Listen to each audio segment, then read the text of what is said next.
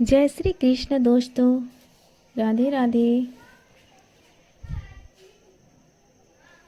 श्रीमद् भागवत गीता के छठा अध्याय का महात्म्य। स्वयं भगवान विष्णु ने कहा, हे लक्ष्मी, गीता के छठे अध्याय का महात्म्य सुनो। गोदावरी नदी के तट पर स्वर्ग के समान सुंदर विष्णुपुर नामक एक नगर था। वहाँ के राजा का नाम ज्ञान श्रुति था। वह राजा और उसकी प्रजा पूर्ण धार्मिक थी। लोग राजा की स्तुति करते थे। एक दिन राजा ज्ञान श्रुति अपने महल के ऊपर छत पर बैठा था। उसी समय आकाश मार्ग से उड़ता हुआ हंसों का एक झुंड आया और महल के ऊपर बैठकर विश्राम करने लगा। बैठते ही उनमें से एक हंस वहां से बड़े वेग से उड़ा।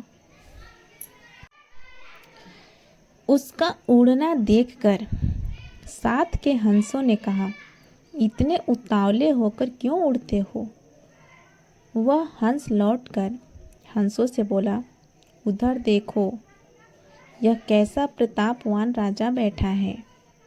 इस राजा में रैयक मुनि जैसा तेज व्याप्त हो रहा है। हंस की इस बात को सुनकर राजा ने सारथी को बुलाया और रथ में बैठकर रैयक मुनि को ढूंढने चल दिया। साथ में 1000 गौ और बहुत सारा धन भी ले लिया।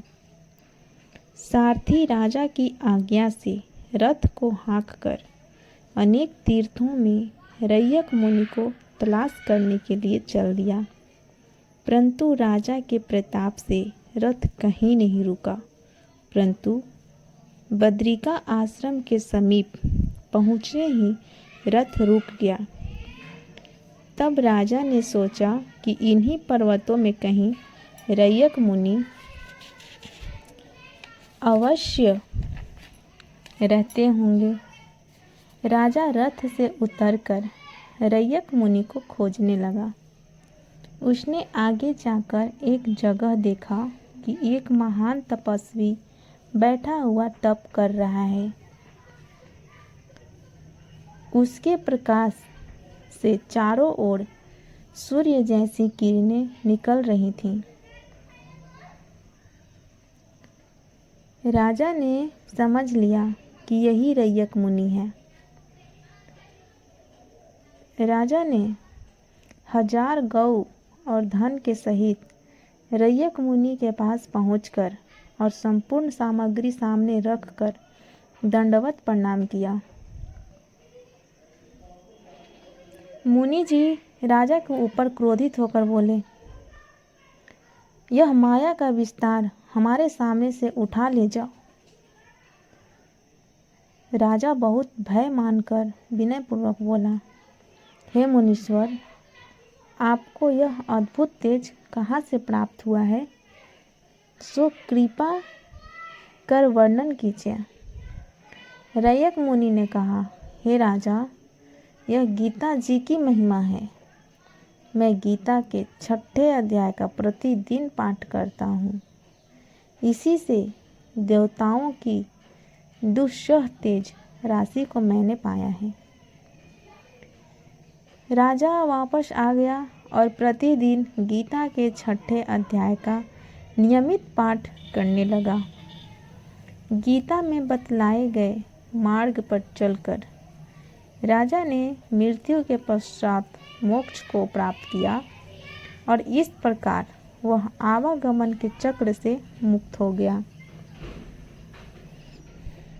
हे लक्ष्मी जी, जो मनुष्य इस छठे अध्याय का नित्य पाठ करते हैं, वो निसंदेह विष्णु लोक को प्राप्त होते हैं। इसमें कोई संदेह नहीं है।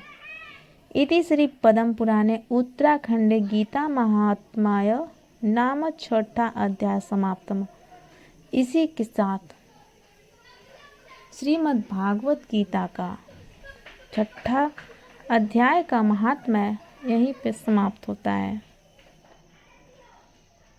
आपको ये वीडियो कैसी लगी कमेंट में ज़रूर बताइएगा, और अगर वीडियो अच्छी लगी हो तो चैनल को लाइक कर दीजिएगा एंड सब्सक्राइब कर दीजिएगा।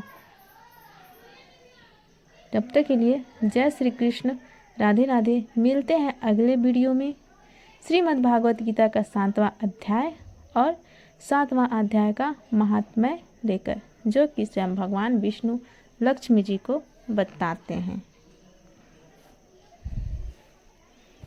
धन्यवाद।